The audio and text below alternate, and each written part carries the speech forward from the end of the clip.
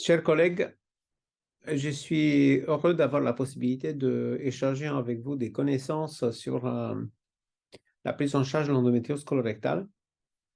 Euh, je vais préenregistrer la présentation et vous la mettre à la disposition sur ma chaîne YouTube, LinkedIn et Facebook.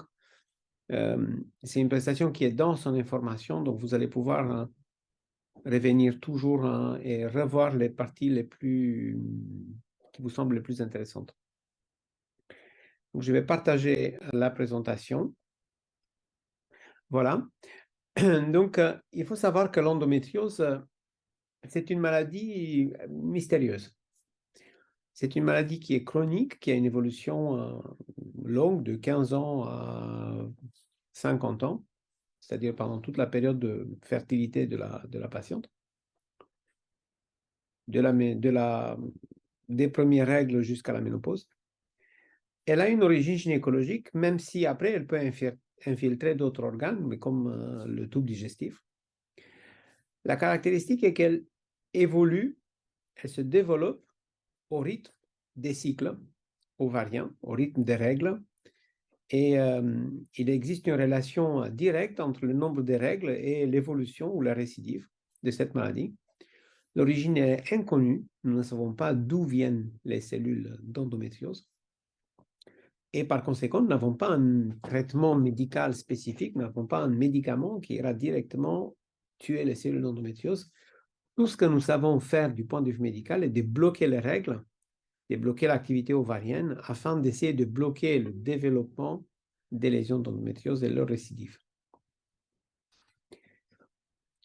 L'endométriose est une maladie hétérogène. La distribution se fait quelque part sur le modèle d'une pyramide.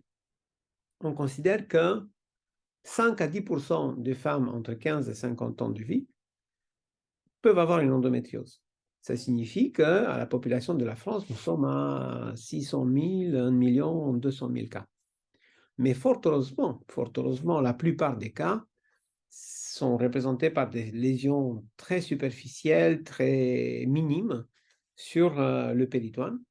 Ce sont des femmes qui n'ont pas de douleur ou très peu, qui n'ont pas d'infertilité. Et par conséquent, la plupart ne seront même pas diagnostiquées.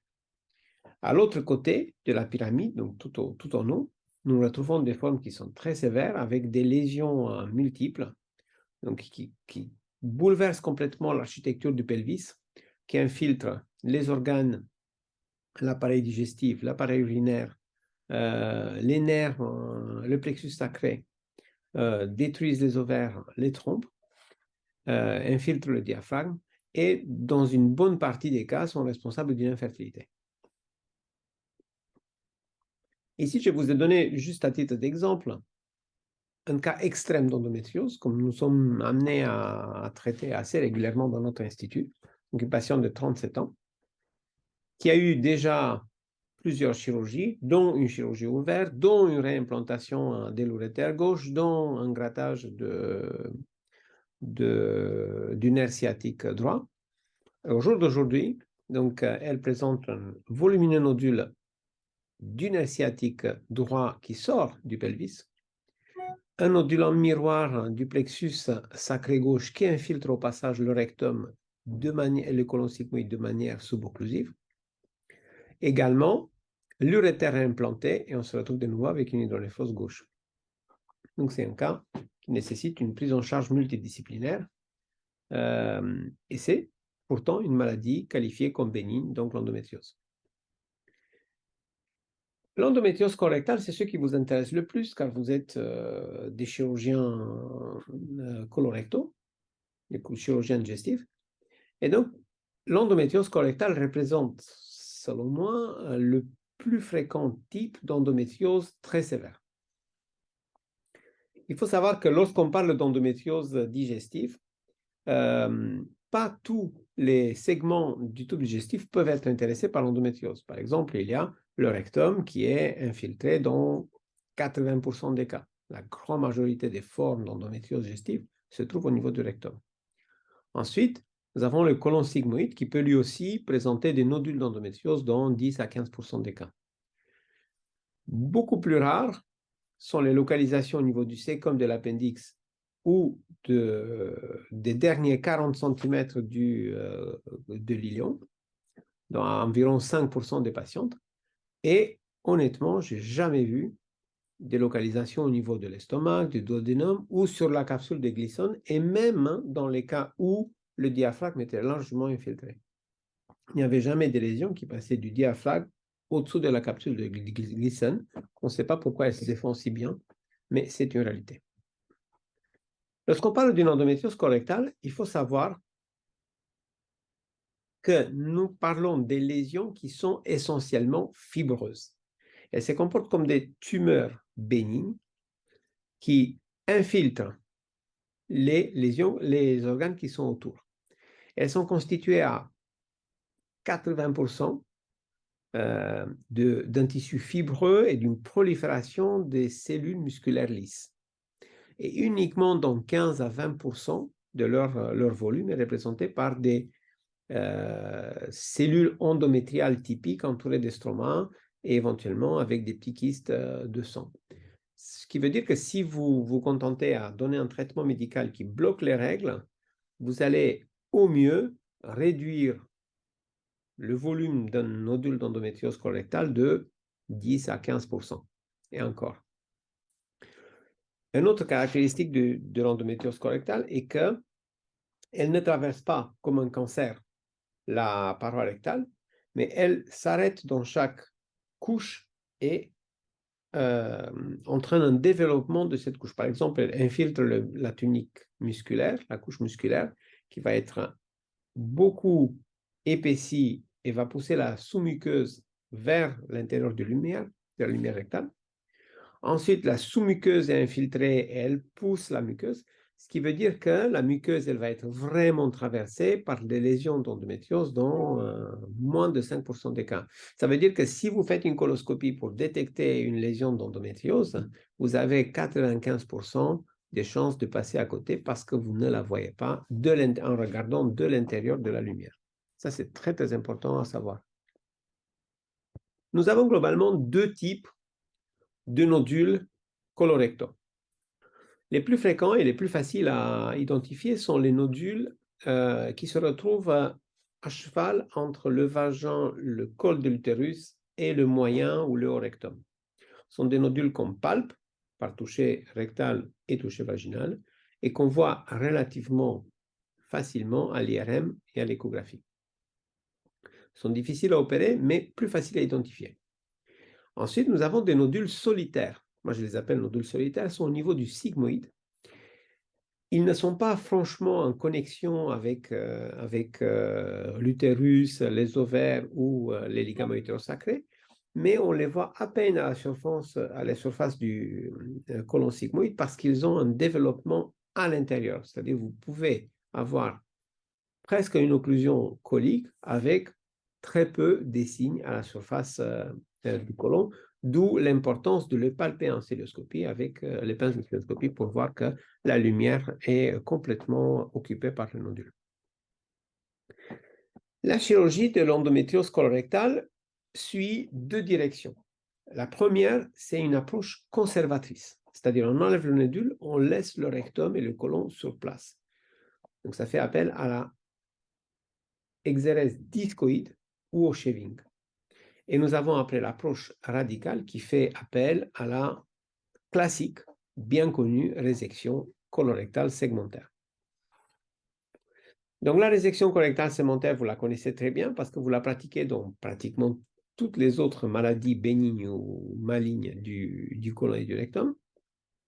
Le shaving et l'exérèse discoïde, je pense que vous voyez uniquement si vous allez dans des services avec une bonne activité en endométriose, car elle consiste dans une exérèse parcellaire et ceci est très, très rarement pratiqué, je pense, dans d'autres maladies, à l'exception de l'endométriose.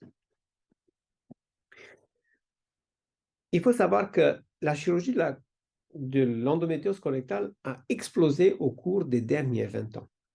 Il faut savoir que dans les années 2000, en 2000, donc quand moi j'étais interne, les plus gros centres d'endométriose colorectale réalisaient 20 à 25 cas par an. Donc, Cochin, Tenon, Clermont-Ferrand. Si vous regardez les articles publiés dans les années 2000, vous allez pouvoir calculer leur activité annuelle à environ 25 cas par an. 15 ans plus tard, j'avais réalisé cette enquête en France où j'avais compté 1135 patients opérés pour l'endométriose colorectale dans 56 établissements français. Il faut savoir que la majorité des cas étaient opérés dans des centres qui faisaient moins de 20 par an. Et vous avez quelques centres qui ont une grosse activité d'endométriose colorectale, mais vous pouvez remarquer que les techniques utilisées, shaving, discoïde, résection colorectale ou résection du côlon sigmoïde, varient énormément d'un centre à l'autre, ce qui veut dire qu'il n'y a pas un consensus en ce qui concerne quelle technique utiliser chez quelle patiente. L'ARS, Nouvelle-Aquitaine, a réalisé récemment une enquête où les activités, les chirurgies complexes, c'est-à-dire les chirurgies qui comportaient un acte CSAM sur le rein, les voies urinaires supérieures, la vessie, l'intestin grêle, le côlon, le rectum et le diaphragme, étaient comptabilisées. Ils ont constaté qu'en 2021, on a opéré 1700 patientes avec une endométriose sévère, avec un de ces actes CSAM codés, et que ces patientes ont été opérées dans 263 établissements. Un grand nombre d'établissements pratiquent au moins une procédure par an. Néanmoins, 50% de ces chirurgies ont été réalisées dans seulement 20 établissements, c'est-à-dire dans 7% des établissements qui rapportaient des procédures. Et 18% de toutes ces techniques ont été réalisées dans un seul établissement, le nôtre, qui représente pourtant 0,4% du nombre d'établissements qui font ça en France. Il y a donc une grosse disparité en ce qui concerne l'expérience dans la chirurgie de l'endométriose colorectale. Ici, vous avez je ne sais pas où déplacer ça. Ici, vous avez notre activité, l'activité de notre centre. L'activité de notre centre au cours des derniers 4 ans, de septembre 2018 à novembre 2022. Donc, nous avons réalisé 1314 chirurgies d'endométriose digestive avec une utilisation relativement équilibrée des 3 techniques, shaving, exérèse discoïde et résection colorectale,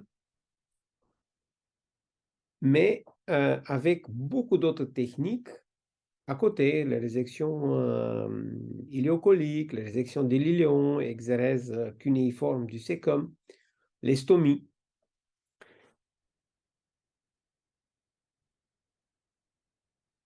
Et maintenant, allons-y pour discuter un petit peu les 3 techniques principales dont je vous avais dit, shaving, exérèse discoïde et résection colorectale, et essayons de voir chez qui on peut les proposer.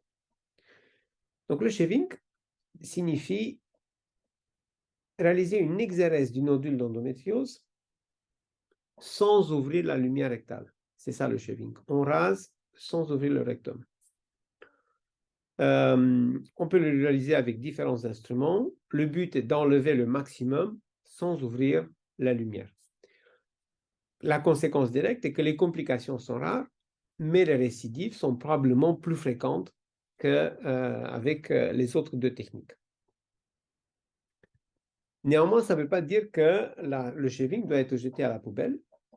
Tout au contraire, je pense que c'est la technique de première ligne chez les patientes qui ont un certain âge, qui n'ont plus vraiment envie d'avoir une grossesse, qui acceptent à la limite de prendre une pilule pour induire une aménorrhée et réduire le reste des récidives.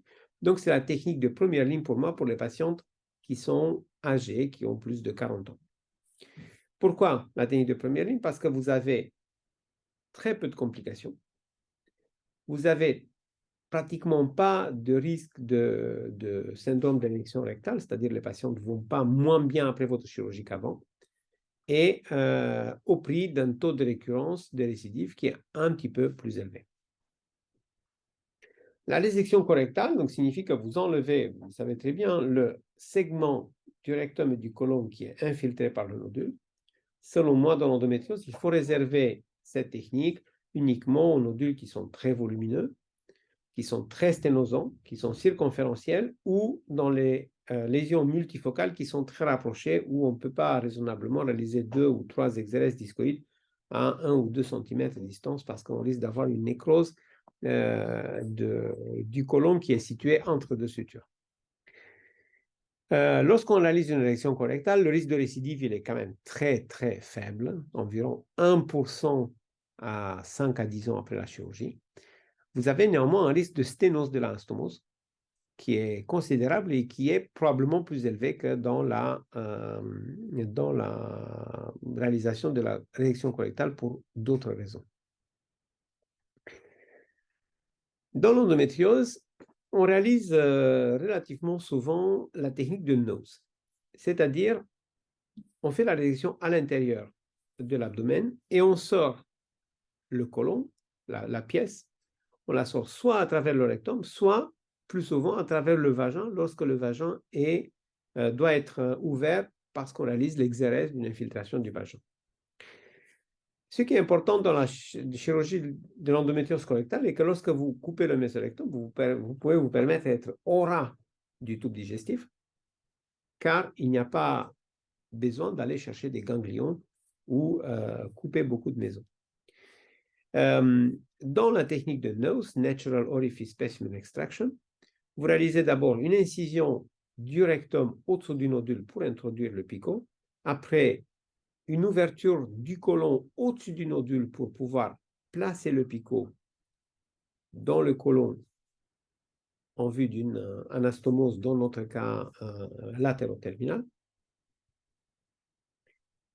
Et ensuite, avec une pince endogère, vous allez réaliser la résection proprement dite, c'est-à-dire couper, sectionner le côlon et le rectum au-dessus du nodule. Au-dessous du nodule, vous pouvez soit ouvrir complètement le rectum et extraire le spécimen par rectum, soit vous fermez le rectum avec une pince endogéa et vous sortez le spécimen par le vagin, si le vagin est ouvert. Ici, on a fait le premier choix parce qu'il n'y avait pas d'ouverture du vagin. Donc, on extrait le spécimen par le rectum. Ensuite, le rectum peut être fermé soit par une bourse, soit avec une pince endogéa. Suivi par la suite par l'anastomose colorectale avec la pince end-to-end anastomosis, c'est-à-dire la pince circulaire. Voilà. Cette technique, bien sûr, implique l'ouverture, une double ouverture de la lumière digestive dans l'abdomen. C'est perturbant, il y a toujours une contamination, c'est sûr, il y a une élévation plus persistante du taux de protéines C-réactives après l'opération. Néanmoins, nous n'avons pas observé plus de fistules. Aujourd'hui, nous sommes à environ 140 procédures réalisées à Tivoli, à Bordeaux. L'exérèse discoïde, c'est quelque part notre technique fétiche et c'est la technique qui constitue quelque part notre spécificité. Donc, le but est de réaliser le shaving et ensuite emporter la zone de shaving par une exérèse discoïde, donc c'est soit un disque, soit une ellipsoïde, mais donc on crée un découpage du rectum autour du nodule et ensuite on ferme l'orifice créé par une suture transversale. L'avantage est que nous ne réduisons pas le volume, la longueur du rectum et nous ne dénervons pas le rectum parce que nous ne touchons pas du tout au mésorectum. La suture peut être réalisée soit directement par un fil, soit, ce que nous préférons, avec des pinces transanales.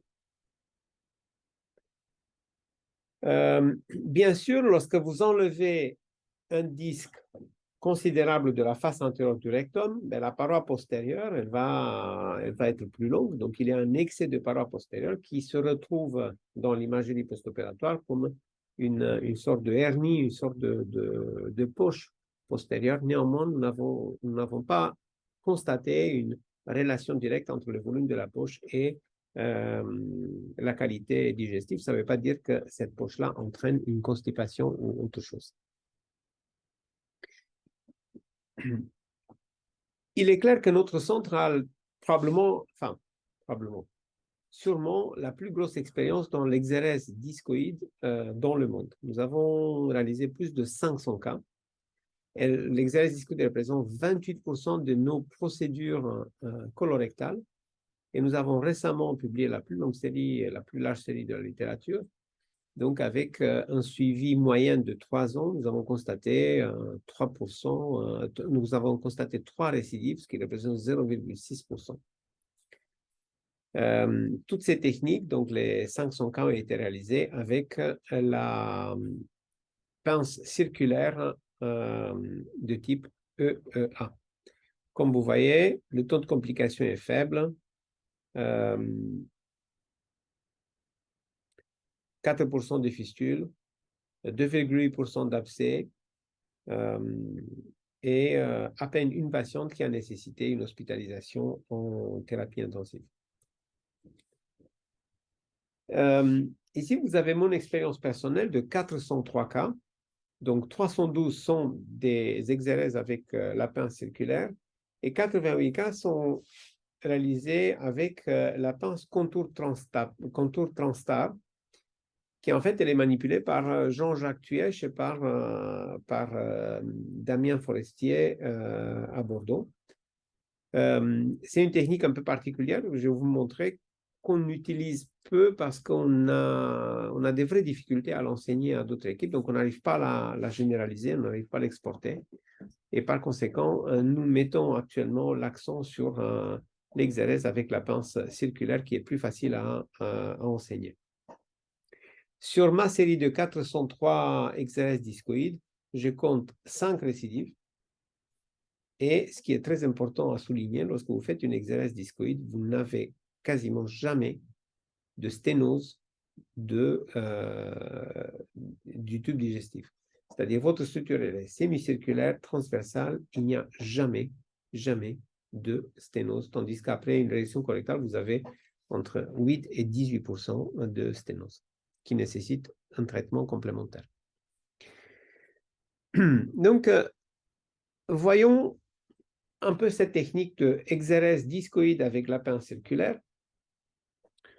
où j'avais identifié 10 pas à suivre scrupuleusement afin de réaliser avec succès cette chirurgie pour des nodules vraiment très volumineux qui peuvent infiltrer le bas rectum, le moyen rectum, peu importe, vous pouvez la réaliser avec succès.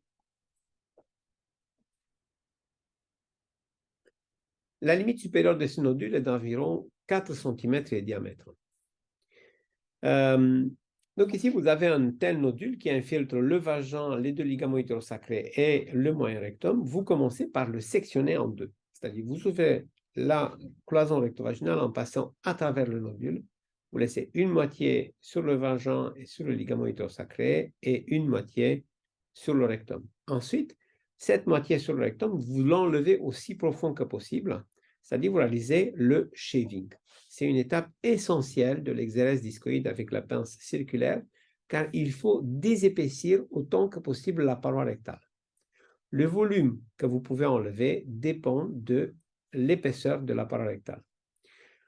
Ensuite, vous allez dégraisser la paroi rectale tout autour de la zone de shaving afin de ne pas embarquer dans la suture, dans les agrafes, la graisse parce qu'elle peut se nécroser et vous donner une fistule. Ensuite, vous placez un fil sur la limite inférieure de l'infiltration rectale et à la limite supérieure, c'est-à-dire vous délimitez la zone de shaving par un point de suture que vous ne nouez pas tout de suite. Ici, dans ce film-là, vous avez un petit nodule, donc l'intervention a été didactique. Ensuite, votre collègue, en fait, vous précisément, parce que vous êtes le chirurgien digestif, donc vous allez introduire la pince circulaire montée et fermée. Vous la placez dans le rectum en regard de la zone de shaving. Voilà.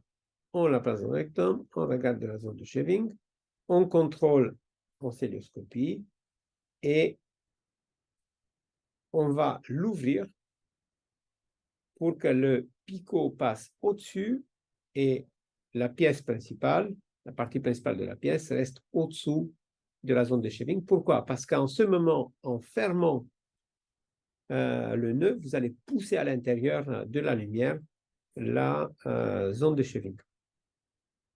Voilà. Donc, fermer le nœud va pousser spontanément la zone de shaving à l'intérieur.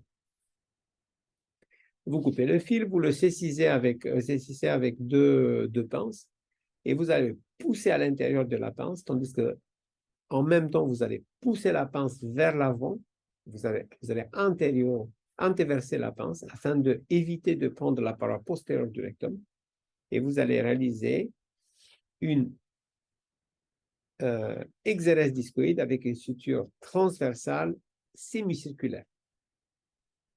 Voilà. Et vous allez tout de suite vérifier ce que vous allez enlever. Vous avez enlevé, effectivement, c'est un disque qui mesure, dans ce cas, 4 cm, avec toute la zone d'infiltration à l'intérieur. Vous pouvez rajouter des points pour renforcer la zone de shaving, si ça vous rassure, ou si vous considérez que les agrafes ne sont pas satisfaisantes. Vous pouvez faire une fluorescéine et en fait, vous devez tester la suture par insuffler de l'air ou du bleu de méthyle. Je disais, vous pouvez embarquer avec une pince, avec cette technique-là, des nodules de 3 cm, peut-être jusqu'à 4 et jusqu'à 20 cm au-dessus de la marge anale parce que c'est la longueur de la pince. Mais par contre, si vous utilisez le robot, vous pouvez aller même plus loin et embarquer des patchs qui font 5 à 6 cm. Pourquoi? Parce qu'avec le robot, vous allez pouvoir creuser plus, faire un shaving encore plus satisfaisant et désépaissir encore plus la paroi rectale. Je vous rappelle que vous allez enlever un disque. Le disque, il a une épaisseur et un diamètre. Ensemble, ils vont constituer le volume. La pince circulaire ne peut pas embarquer plus de 7 cm3 de tissu. Par conséquent, plus vous réduisez l'épaisseur, plus vous allez pouvoir augmenter le diamètre. Et par conséquent, avec les pinces, les instruments robotiques qui ont 7 degrés de liberté, vous allez pouvoir creuser un peu plus dans le nodule, désépaissir un peu plus la paroi et par conséquent, augmenter la taille de votre disque. Et ceci est d'autant plus intéressant que ça concerne le bas rectum. Donc, la technique commence par, bien entendu, l'urétérolyse afin de pousser les urétères en dehors de la zone d'exérèse du nodule. Ensuite, vous délimitez le nodule, vous ouvrez les espaces latéraux rectaux afin d'aborder la cloison recto-vaginale au-dessous du nodule et de couper le nodule en deux. Donc, c'est la première étape que j'avais décrite tout à l'heure. Vous voyez ici, le nodule est vraiment, vraiment gros. Il fait à peu près 4,5 cm. Donc, vous allez réaliser le shaving, donc en sectionnant le nodule en deux parties, une antérieure. Vous voyez là, on identifie la cloison recto-vaginale au-dessous de la zone d'infiltration. Et là, vous arrivez progressivement dans l'espace recto-vaginal sain. Bon, ça n'empêche que le nodule, il est quand même très volumineux et surtout, il est protrusif. Dans ces conditions, vous ne pouvez absolument pas introduire la pince circulaire parce que le picot, parce que la partie distale, Enville, ne passera pas.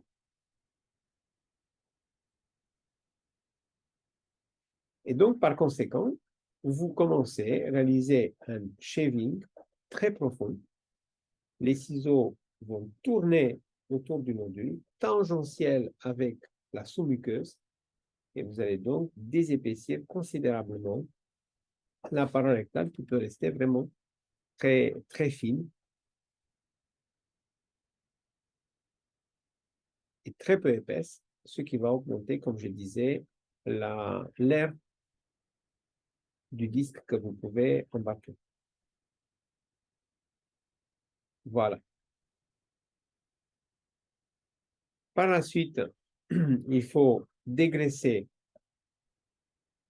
toute cette zone qui va être prise dans la pince afin d'éviter que la graisse s'interpose entre les agrafes en entraînant soit des rectoragies, soit même une fistule. Et puis là, vous placez votre fil donc sur la limite inférieure et sur la limite supérieure. À ce moment-là, vous ouvrez la pince transanale qui passe maintenant facilement au-dessus de la zone du shaving parce qu'il n'y a plus de sténose. Vous allez fermer le nœud et vous allez enfoncer à l'intérieur de la pince la zone de shaving. Vous anteversez la pince circulaire et vous allez englober toute la zone de shaving dans la pince. Vous allez anteverser pour ne pas attraper la paroi postérieure du rectum. Voilà. Il ne faut pas enlever une bague, il faut enlever juste un disque antérieur. Et voilà, l'exérèse discoïde est faite. Et le patch, vous allez voir, il va mesurer environ 6 cm, ce qui est tout simplement énorme avec ce type de pince circulaire. Voilà, vous allez vérifier, bien sûr, avec la fluorescine, que les berges sont bien vascularisées et vous pouvez même renforcer, si vous le souhaitez, la ligne d'agrafe avec plusieurs points de PDS 4.0 ou 2,3.0, comme vous le souhaitez, pour renforcer la suture. Il faut bien libérer le rectum afin de ne pas avoir une traction sur les berges des sutures. Lorsque j'étais à Rouen, nous avons introduit une technique, on a appelé Rouen technique, qui utilise pas la pince circulaire, mais la pince sémicirculaire de type contour transstar. Et cette technique était destinée aux nodules du bas rectum, comme celui-ci, qui, vous voyez, infiltre largement le vagin et le rectum. Donc, la pince était manipulée par mon ami Jean-Jacques Puech. La technique était identique, donc on commençait toujours par un shaving profond, aussi profond que possible, de la paroi rectale. J'utilisais à cette époque le plasma jet pour désépaissir, donc c'est un instrument qui fait de l'ablation in situ des tissus, afin de désépaissir au maximum cette zone de shaving, la rendre souple et facile à plier. Parce qu'en fait, la technique de Rouen part du principe que la zone de shaving doit être transformée dans un prolapsus rectal à l'intérieur de la lumière afin de pouvoir être embarqué avec une pince qui est destinée à l'origine à traiter les prolapsus rectaux. Et donc, cette zone de shaving, elle est exposée au chirurgien qui se trouve entre les jambes de la patiente et qui va placer des points de suture tout autour de la zone de shaving afin de tracter et de créer un prolapsus rectal. Et avec cette pince contour transstar, avec 3 ou 4 recharges, la zone de shaving pourra être complètement enlevée tout en laissant en place une ligne d'agrafe complètement transversale et non sténosante. Donc, les disques que nous avons enlevés avec cette technique sont en moyenne de 6 cm. Concernant le bas rectum, le but était d'éviter la résection colorectale basse et le risque de LARS, de Low Anterior Rectal Resection Syndrome. La patiente que vous voyez ici fait partie du groupe de 88 patientes qui ont été traitées par cette technique. 3 ans après la chirurgie, elle avait un transit strictement normal.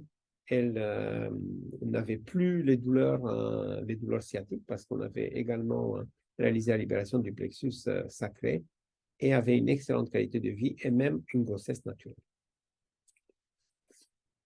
L'exérèse discoïde peut être prise en considération également lorsque vous avez plusieurs nodules du tube digestif, s'ils sont suffisamment éloignés, par exemple, comme dans ce cas où cette jeune femme présente un gros nodule du moyen rectum et un nodule subocclusif du sigmoïde. Dans ce cas, mieux que réaliser une résection colorectale longue et basse, avec un risque d'élarge considérable, vous pouvez très bien faire une exérèse discoïde sur le rectum et une résection courte du sigmoïde sténosé, et vous conservez tout le côlon intermédiaire. Nous avons réalisé plusieurs dizaines de patientes comme ça. Les résultats ont été plus que satisfaisants.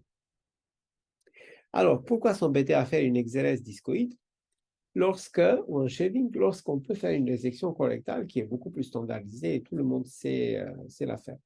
Et tout simplement parce qu'on veut préserver davantage la fonction digestive, la fonction rectale chez des femmes qui ont une moyenne d'âge de 30 ans, c'est-à-dire qui vont vivre 50 ans après votre chirurgie.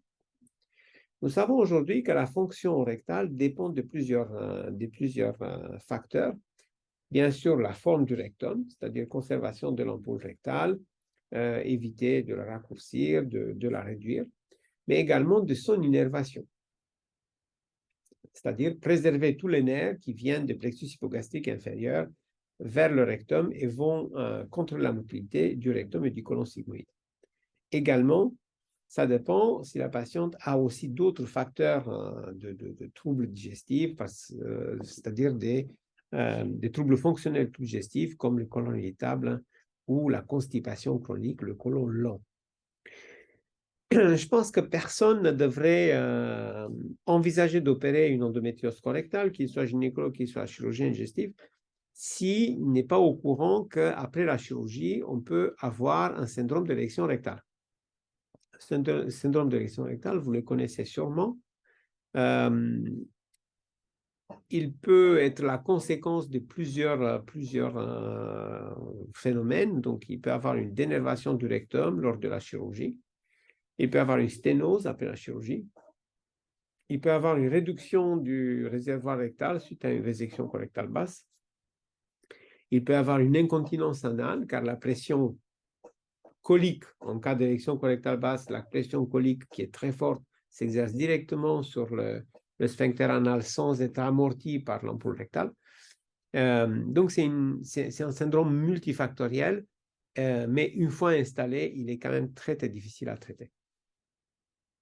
Nous avons essayé de prouver l'utilité d'une exérèse discoïde et d'un shaving à la place d'une érection colorectale chez les patientes avec endométriose du rectum, en réalisant la seule étude randomisée qui compare les deux approches. Cette étude a été faite sur 60 patientes qui ont été opérées entre 2011 et 2013 à Rouen.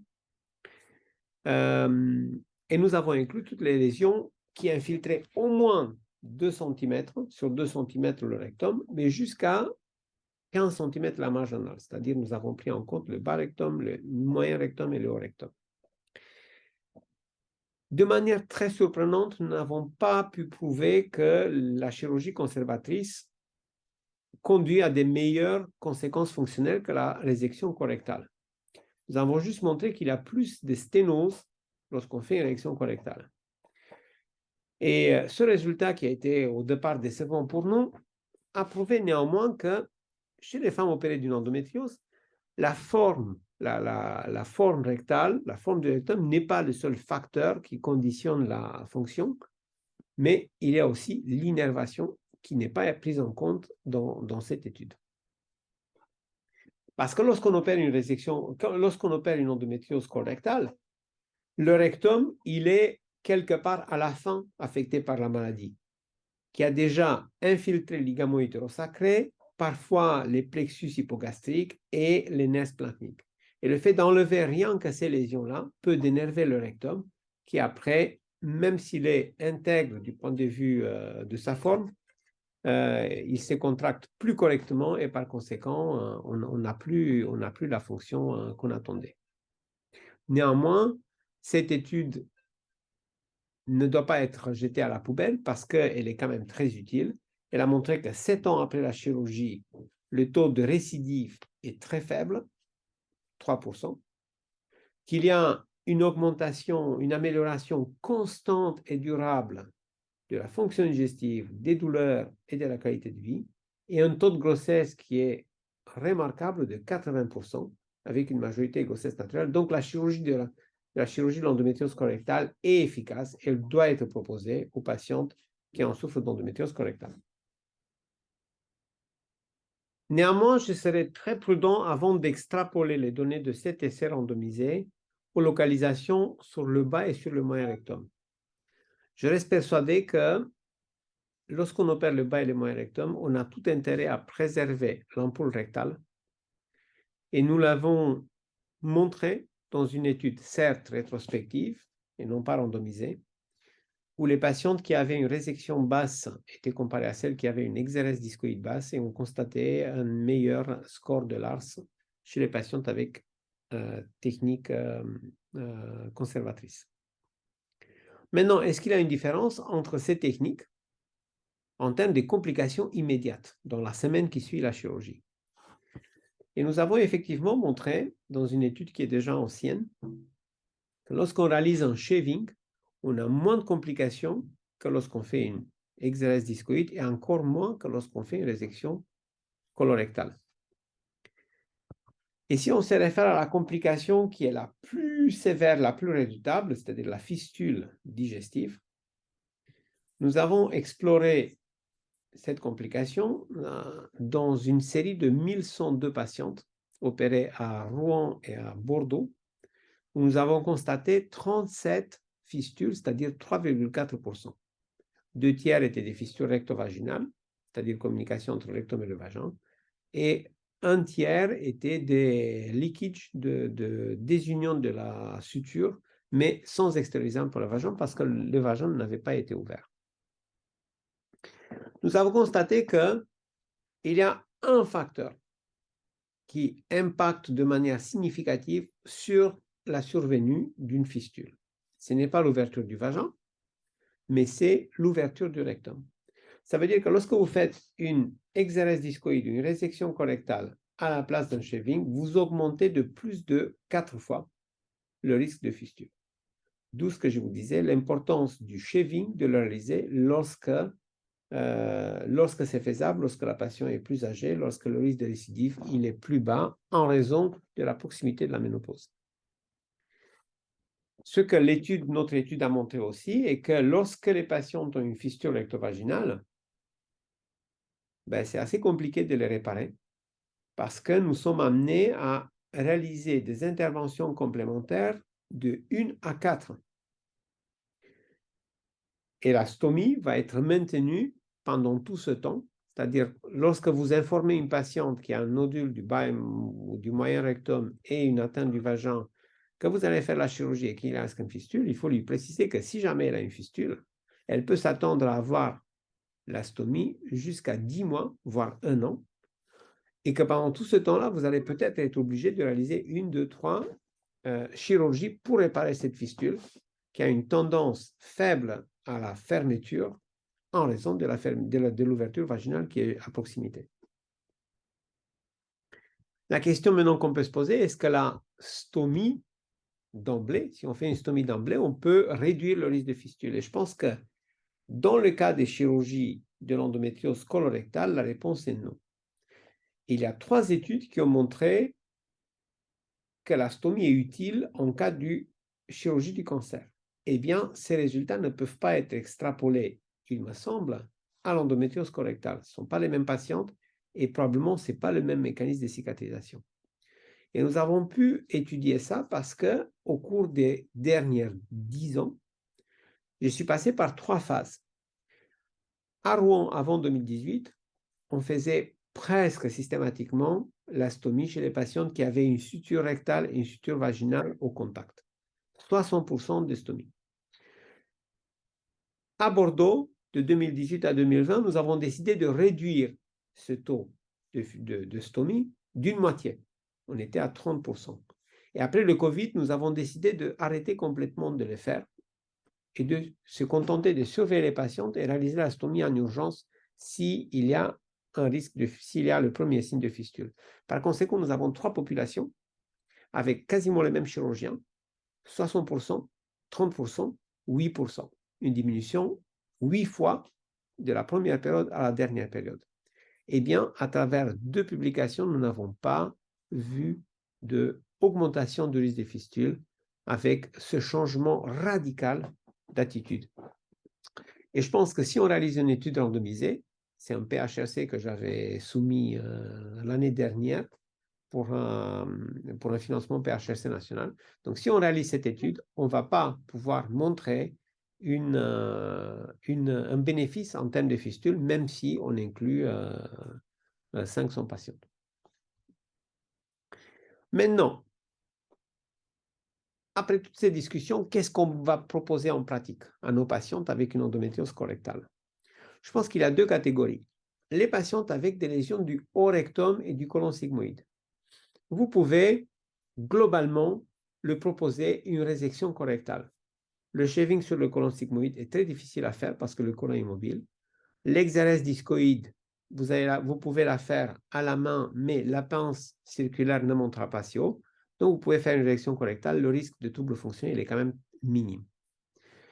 C'est différent pour le moyen ou le bas rectum. Là, je pense que vous avez tout intérêt à tenter une exérèse discoïde, peut-être même plus qu'un shaving, parce qu'un shaving, si vous avez un récidive, ça va être difficile de réouvrir la cloison recto-vaginale et compléter votre chirurgie.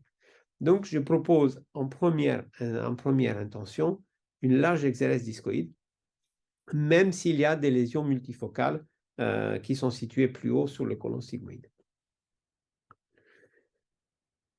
Dernier point, il y a des collègues qui pensent que s'ils font une érection colorectale, ils réduisent le taux de récidive de l'endométriose et je pense que quelque part, ils ont raison. Mais ça ne veut pas dire qu'il faut le faire.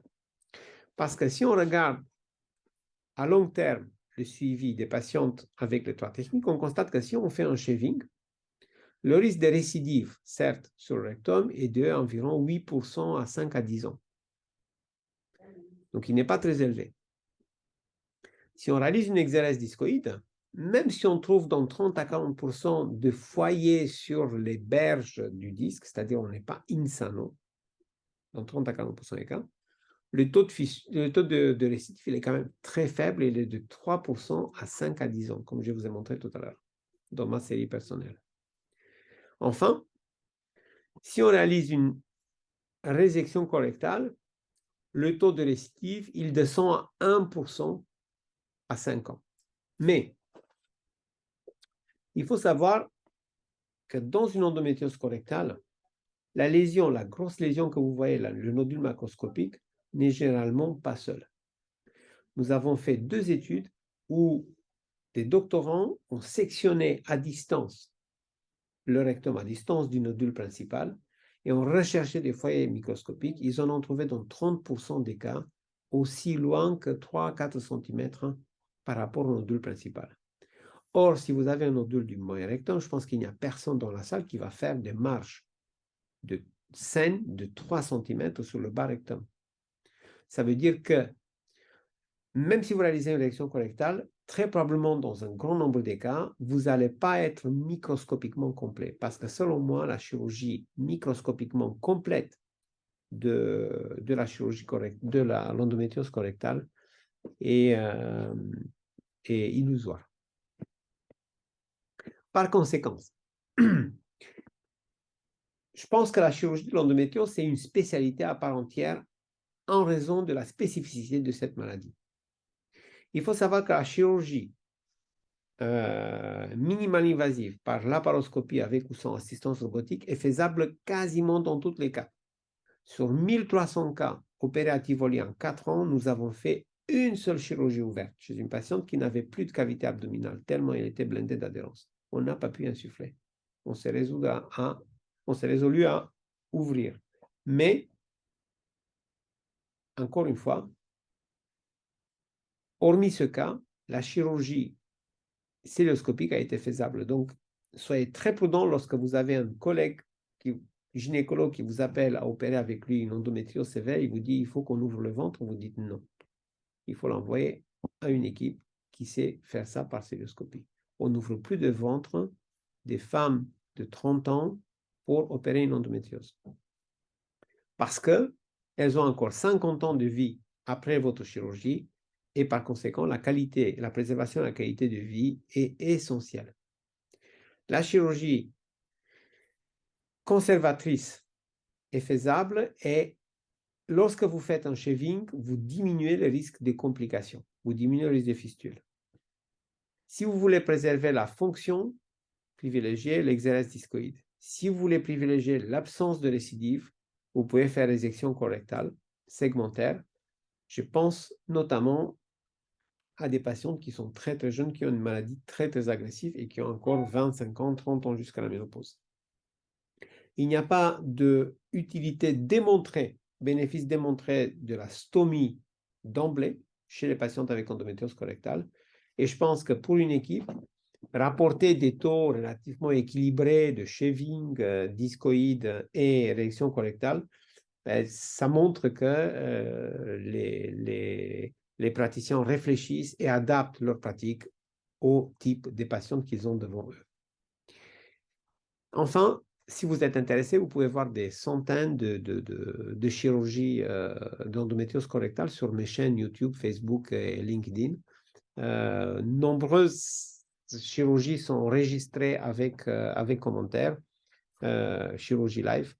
Et donc, je vous invite de visiter cette vidéothèque. Enfin, vous êtes toujours bienvenu à Rouen si vous voulez faire une formation. Je vous souhaite un excellent DU.